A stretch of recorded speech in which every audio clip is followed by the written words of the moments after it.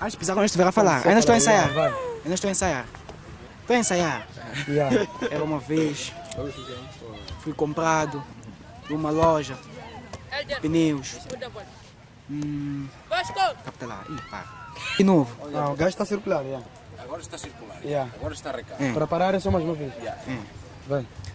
Daí eu fui atirado na água. Ele estava afundando. Vai, busca lá. Assar, David. Na água, lá. Yeah. Caiu. Tá a chegar? Yeah.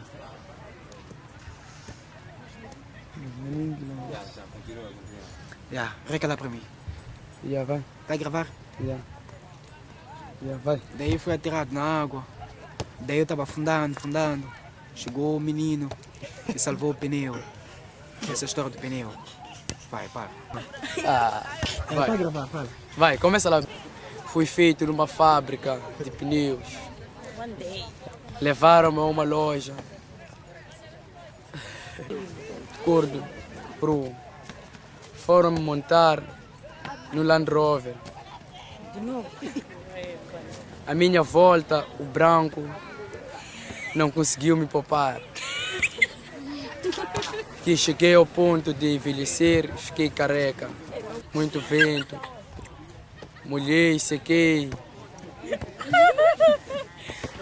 Fiquei muito revoltado desta situação, levantei-me.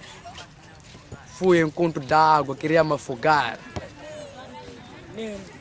E apareceu um miúdo, enquanto eu estava me afogando, e me apanhou, disse que eu seria muito útil para a casa dele. Eu fiquei muito feliz já com a bosta.